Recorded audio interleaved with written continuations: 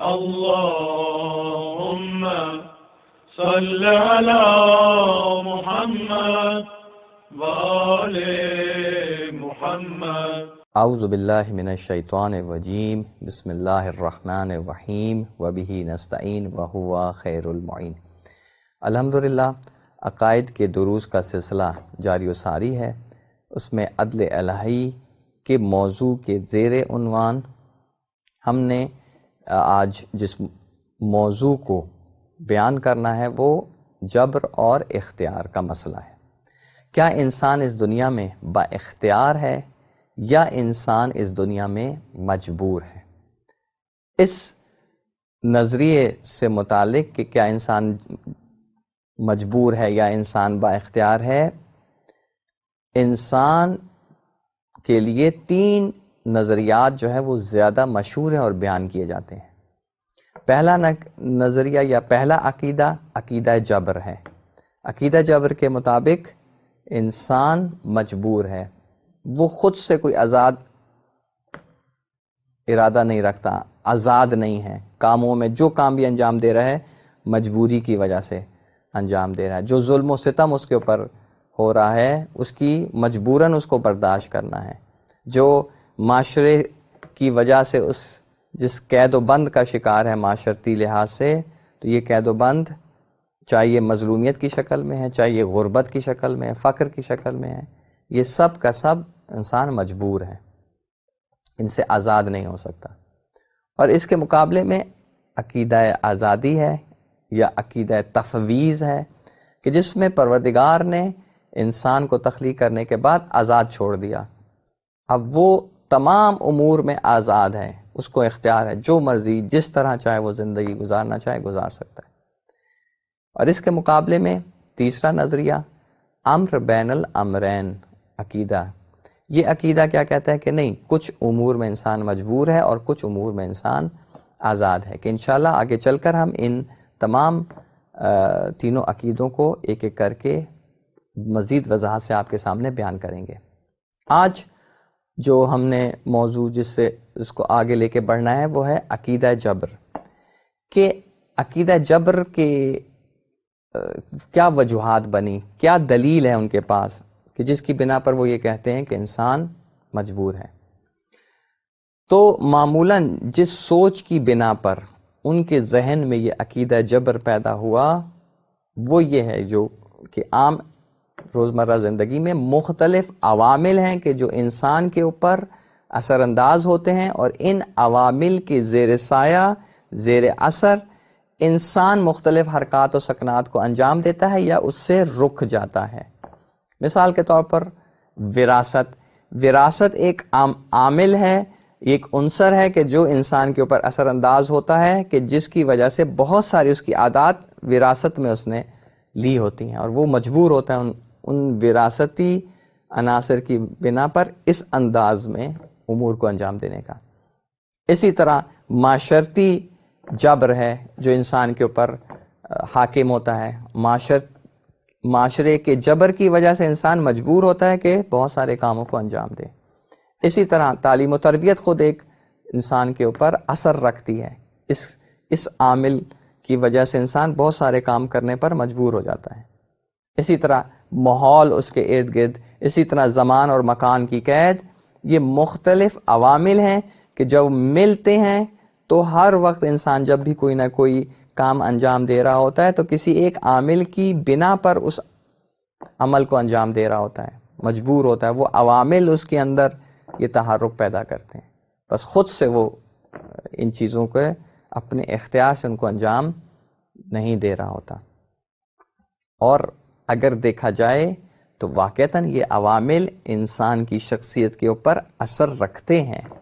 بس یہی چیزیں باعث بنی کہ لوگوں نے عقیدہ جبر کو اختیار کیا. البتہ یہ ان کی دلیل ہے. جو اس کے پیچھے کہ اس کا سرچشمہ کیا ہے یا ان کی غلط فہمی کی وجہ کیا ہے، پہلے ہم غلط فہمی کی وجہ بتائیں گے، پھر ہم بتائیں گے کہ یہ جبر کا عقیدہ اس کا سرچشمہ کہاں ہے، کہاں سے یہ باعث بنا کہ لوگوں کے ذہنوں میں یہ عقیدہ جبر کو انہوں نے اس کی ترویج کی، لوگوں تک عام کیا لوگوں کو. خوب پہلے ہم یہ مسئلہ حل کرتے ہیں کہ یہ غلط فہمی کیوں ایجاد ہوئی. جو دلیل ہم نے پیش کی کہ مختلف عوامل اور عناصر ہیں جو کہ انسانی زندگی پر اثر انداز ہو رہے ہیں، جس کی وجہ سے ان عوامل اور عناصر کی جبر کی وجہ سے انسان امور کو انجام دے رہا ہے یا بہت سارے امور سے رک رہا ہے. خود انسان اپنے اختیار سے یہ کام انجام نہیں دے رہا، یہ اپنے اختیار سے رک نہیں رہا. اس کی بڑی وجہ یہ ہے کہ اگر ہم تھوڑا سا گہرائی میں جائیں تو کچھ عوامل جو ہیں وہ علت ناقصہ ہوتی ہیں اور کچھ چیزیں علت تامہ ہوتی ہیں. کیا فرق ہے؟ پہلے اس پہ تھوڑا سی روشنی ڈالوں تاکہ ہماری اگلی بحث آپ کو سمجھانا آسان ہو جائے. علت ناقصہ یعنی مثال کے طور پر ایک کمرے میں آپ نے جو ہے وہ ہیٹر جلایا ہوا ہے اور اسی کمرے میں جو ہے باہر دھوپ کی روشنی بھی آ رہی ہے اور بہت سارے انسان بھی اس میں بیٹھے ہوئے ہیں، تو وہ کمرہ جو ہے وہ گرم ہو گیا. اب اس کے گرم ہونے کی کمرے کی 3 علتیں ہیں. ایک علت جو ہے وہ ہیٹر کا آن ہونا ہے، دوسری علت باہر سے دھوپ کا اندر آنا ہے جس کے ساتھ حرارت آ رہی ہے، اور تیسری علت جو ہے وہ انسانوں کی اپنے اندر سے جو حرارت خارج ہوتی ہے. تو یہ تینوں اپنی اپنی جگہ پر علت ناقصہ ہیں. ہیٹر ایک علت ناقصہ ہے، ناقص علت کمرے کے گرم ہونے کی. انسان کا وجود ایک علت ناقصہ ہے، اور سورج کی روشنی کی دھوپ وہ ایک علت ناقصہ ہے. اور اگر کہیں کہ کمرہ گرم کیوں ہے تو کہیں گے کہ یہ علت تامہ کیا ہے؟ علت تامہ یہ تینوں چیزیں مل کے علت تامہ کو وجود میں لے کر آئیں گے. یا مثال کے طور پر آپ چولہے پہ جو ہے وہ پانی رکھے اور وہ پانی ابلنے لگتا ہے، تو آپ سے پوچھا جائے کہ بھئی یہ اس کے پانی کے ابلنے کی وجہ کیا ہے، علت کیا ہے؟ کہیں گے یہ کیونکہ نیچے آگ لگی ہوئی ہے. بس یہاں پہ صرف آگ ہے کہ جو اس کو پانی کو حرارت دے رہی ہے اور اس کی وجہ سے پانی ابلنے لگا ہے. تو یہ علت تامہ ہے کیونکہ ایک ہی علت ہے. البتہ کبھی ایک علت تامہ ہوتی ہے اور کبھی کئی ساری علتیں مل کے علت تامہ کو تشکیل دیتی ہیں. تو یہ جو بحث ہے جبر والی کہ جس میں انہوں نے کہا کہ وراثت جو ہے وہ انسان کے اوپر اپنا اثر چھوڑتی ہے، وراثتی جبر ہے، ایک ماحول کا اور معاشرتی جبر ہے، زمان اور مکان کا جبر ہے، اور تعلیم و تربیت کا جبر ہے. تو یہ ساری کی ساری اپنی جگہوں پہ علت ناقصہ ہیں. یہ ساری کی ساری انسان کے اوپر انسان کو مجبور کرنے کے لیے جو ہے وہ اثر ڈالتی ہیں، اثر انداز ہوتی ہیں. لیکن کیا انسان انہی کی بنا پر جو ہے فیصلہ کر رہا ہوتا ہے؟ نہیں، ایسا نہیں ہے. انسان کو اختیار حاصل ہے. انسان کا ارادہ جو ہوتا ہے وہ ان کے خلاف بھی بہت سارے عمل انجام دیتا ہے. بہت سارے لوگ جو ہے کسی پست جو ہے وہ کسی گھرانے میں پیدا ہوئے، لیکن اس شخص نے اس وراثتی جبر کو توڑا اور ایک اعلیٰ انسان بن کے اپنے سامنے جو ہے وہ مثال اس کی جو ہے وہ پیش کی. بہت سارے لوگ جو ہے وہ انبیاء کے گھر میں مثال موجود ہے. حضرت نوح علیہ السلام کے بیٹے کی انبیاء کے گھر میں پرورش پائی لیکن کفار میں سے قرار پایا. یعنی انسان اپنے ارادے اور اختیار سے چاہے تو صحیح رستے کا انتخاب کر لے اور چاہے تو غلط رستے کا انتخاب کر لے. یہ عناصر اثر انداز ہوتے ہیں لیکن یہ علت تامہ نہیں ہے، ناقصہ ہیں، اور ان کے خلاف عمل کیا جا سکتا ہے. یہ وجہ ہے، یہ غلط فہمی باعث بنی کہ انہوں نے ان چیزوں کو علت تامہ تصور کر لیا ہے. یہ علت ناقصہ تھی اور سب بھی مل جائیں، سب بھی شامل ہو جائیں تو بھی یہ علت ناقصہ ہی ہیں. سب کی سب مل کر بھی علت تامہ میں تبدیل نہیں ہوتی. تو یہ غلط فہمی تھی. اب مسئلہ یہ ہے کہ یہ عقیدہ جبر کہاں سے وجود میں ہے؟ کیوں لوگوں نے ٹھیک ہے کہ اس استدلال کے طور پر یہ دلیل پیش کی، لیکن اس کے پیچھے کیا عوامل تھے؟ کیا عوامل تھے؟ کیا اسباب تھے؟ کیا وجوہات تھیں کہ جس کی وجہ سے انہوں نے عقیدہ جبر کو ترویج کی، پھیلایا؟ اس میں 3 بڑے مشہور اسباب جو ہے وہ بیان کیے جاتے ہیں. اور بھی ہو سکتے ہیں لیکن یہ 3 بنیادی ترین اسباب ہیں کہ جو ہم نے تاریخ کا مطالعہ کریں تو ہمیں دکھائی دیتے ہیں، یا انسانیت کا مطالعہ کریں، معاشرے کا مطالعہ کریں تو ہمیں یہ 3 چیزیں دکھائی دیتی ہیں. پہلا سبب سیاسی سبب ہے، یعنی سیاسی طور پر کچھ لوگ ظالم حکمران جب عوام کے اوپر حکومت کرنے لگے تو اب تاکہ عوام ان کے مقابلے میں کھڑا نہ ہو جائے تو انہوں نے عقیدہ جبر کو جو ہے وہ مطرح کیا لوگوں کے درمیان، اور کہا کہ کیونکہ تم مجبور ہو اس لیے تمہیں اس استبداد اور اس ظلم کو برداشت کرنا ہوگا، اور ہم مجبور ہیں کہ ہم تمہارے اوپر حکومت کریں، اور ہم مجبور ہیں کہ ہم یہ امور یعنی ہم خود سے انجام نہیں دے رہے ہیں، مجبوراً یہ ظلم اگر ہم کر رہے ہیں تو یہ ظلم انجام پا رہا ہے۔ یہ سیاسی لوگ اپنے اہداف اور مقاصد کو حاصل کرنے کے لیے انہیں اس عقیدہ جبر کو ترویج دی۔ دوسری وجہ، دوسرا سبب اس عقیدہ جبر کے ترویج کی انسان کی اپنی شخصی فردی سستی اور کوتاہی ہے۔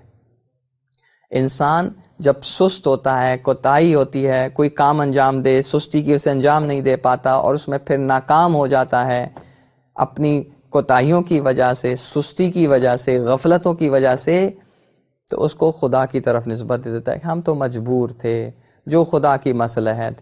بات یہ کہ یہاں پر آپ اپنی سستی اور کوتاہی کو سائٹ پہ رکھ کے محنت کرتے، کوشش کرتے، ایفرٹ کرتے تو یقیناً کامیاب ہو جاتے، لیکن کیونکہ آپ نے نہیں کی، اب آپ نے اپنی سستی کا جو الزام ہے، اپنی ہی کوتاہی کا الزام جو ہے وہ خدا پر ڈالنے کی کوشش کی، اور ایسے لوگوں نے پھر یہ عقیدہ جبر کو ترویج کرنے کی کوشش کی۔ اور تیسرا عقیدہ جبر کو پھیلانے کی وجہ اجتماعی اور معاشرتی اسباب ہے۔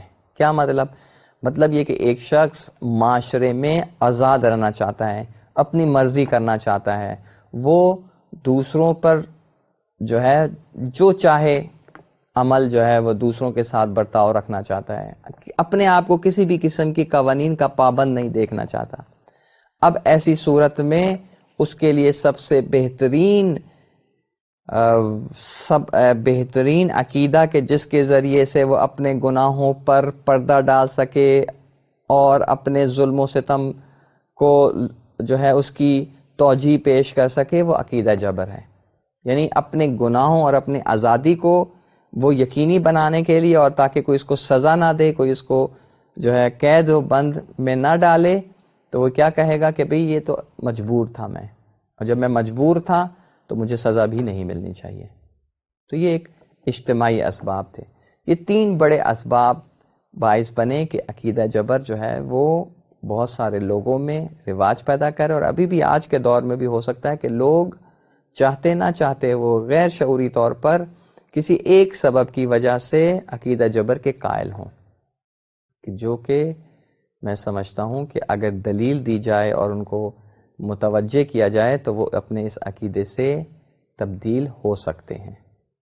اس کے لیے آپ کو جو ہے وہ کوشش کرنی ہے کہ عقیدہ جو کہ انسان با اختیار ہے، اس کے لیے دلائل جو ہے وہ معاشرے میں بیان کرنے ہوں گے۔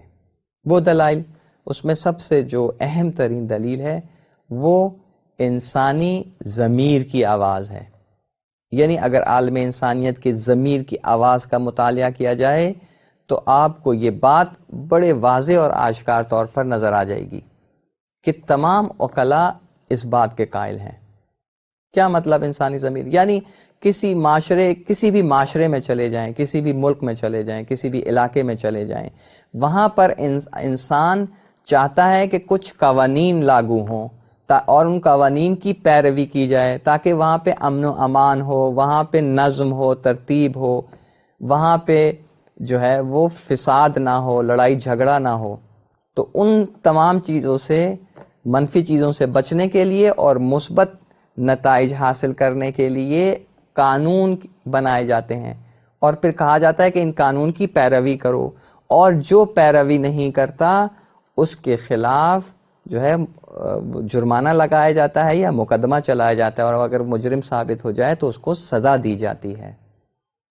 یہ جو تمام علاقوں میں، تمام مناطق میں یہ جو انسانی ضمیر ہے اور عقلاء ہیں جو مل کے اپنے اپنے علاقوں میں انہوں نے قوانین بنائے ہوئے ہیں، اور اس قوانین کی کوئی یقینی بھی کہ اجرا کو یقینی بنانے کے لیے پولیس کا ڈپارٹمنٹ جو ہے وہ بنا دیا ہے، عدالتوں کا نظام جو ہے وہ کھڑا کر دیا ہے، وہ اسی لیے ہے کہ وہ سمجھتے ہیں کہ انسان با اختیار ہے۔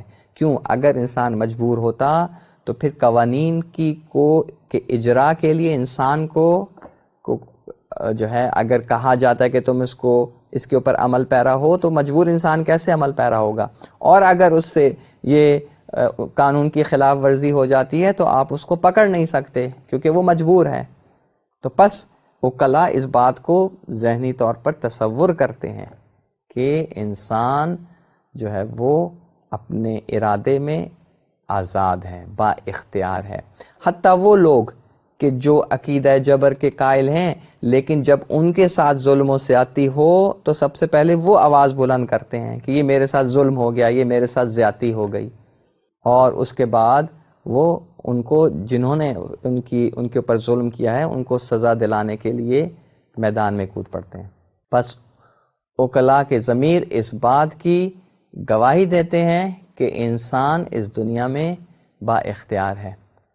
اور یہ جو منطق جبر ہے، یہ جو مذہب کی منطق ہے، اس کے ساتھ بھی میل نہیں کھاتا۔ پس ایک اگر دلیل ہم جو ہے کہیں کہ انسان کے جو وکلا ہیں، جو وکلا کا ضمیر ہے وہ اس بات کی گواہی دیتا ہے کہ انسان با اختیار ہے، اسی طرح جو مذاہب ہیں ان کو اگر کسی بھی مذہب میں آپ چلے جائیں تو وہاں پہ ہم یہ دیکھتے ہیں کہ منطق جبر کے ساتھ وہ میل نہیں کھاتا، چاہے وہ مذہبی طور پر انسان کو قائل کریں گے تو مجبور ہو، لیکن اس مذہب کی تعلیمات کسی طور پر بھی جو ہے وہ منطق جبر کے ساتھ ہم آہنگ نہیں ہیں، بلکہ اس کے مخالفت میں ہیں۔ وہ کیسے؟ مثال کے طور پر اگر ہم مذہب اسلام کی بات لیں تو مذہب اسلام میں جب ہم قرآن اور شریعت کی بات کرتے ہیں، قرآن کے احکامات کی بات کرتے ہیں، تو اس میں بہت سارے احکامات ہیں کہ جو انسان کو کہا گیا ہے کہ ان کے اوپر عمل کرو، اور بہت ساری چیزوں سے کہا گیا ہے کہ اس کے اوپر عمل نہ کرو، خود امر بالمعروف اور نہی عن المنکر کا باب۔ اب اگر انسان مجبور ہوتا تو یہ امر بالمعروف اور نہی عن المنکر کوئی معنی نہیں رکھتا۔ آپ ایک مجبور شخص کو کیسے کہہ سکتے ہیں کہ تم یہ کام کرو، اور کیسے کہہ سکتے ہیں کہ فلاں کام نہ کرو؟ اسی طرح جزا اور سزا کا کانسیپٹ جو مذاہب میں پایا جاتا ہے اور بالخصوص مذہب اسلام میں پایا جاتا ہے، یہ جزا اور سزا تو با اختیار لوگوں کے لیے ہوتی ہے، جو مجبور ہوتا ہے اس کے لیے کوئی سزا نہیں ہوتی۔ مثال کے طور پر ایک پتھر جو ہے وہ چٹان سے نیچے گرتا ہے، اور گرنے کے بعد جو سڑک پہ گاڑی چل رہی تھی، اس سڑک کے اوپر سے جو لوگ گزرے تھے، خدا نہ خواستہ وہ گاڑی جو ہے وہ حادثے کا شکار ہو جاتی ہے اس پتھر کی وجہ سے، اور اموات واقع ہو جاتی ہیں، تو کیا عدالت میں اس پتھر کو پیش کیا جائے گا؟ جو پیش کرے گا سب مذاق اڑائیں گے۔ کیوں؟ کہیں گے جی پتھر تو کہ اختیار میں نہیں ہے، تو مجبور تھا، قوت جاذبہ کی وجہ سے نیچے آیا اور جو چیز اس کے سامنے آتی اس سے ٹکرا گئی۔ پتھر کو مقدمے کے اوپر مقدمہ نہیں چلایا جا سکتا۔ اسی طرح انسان بھی ہے کہ انسان جو مجبور ہو وہ اس پتھر کی مانند ہے، صرف ایک انسان اور پتھر ہونے میں فرق ہے، ورنہ وہ بھی ایک جبر کی وجہ سے نیچے آیا، آپ بھی کسی جبر کی وجہ سے، مجبوری کی وجہ سے آپ نے یہ کوئی جو ہے وہ گناہ سرزد کیا، آپ سے گناہ سرزد ہو گیا، اور گناہ کے سرزد ہونے کی وجہ سے آپ کو سزا کا اگر مستحق قرار دیا جا رہا ہے تو اس کا مطلب ہے کہ آپ مجبور نہیں ہیں، ورنہ آپ میں اور پتھر میں کوئی فرق نہیں تھا۔ پھر اسی طرح جو ہے وہ جنت اور جہنم کا تصور، یہ جنت اور جہنم کا تصور قطعاً انسان کے مجبور ہونے سے میل نہیں کھاتا۔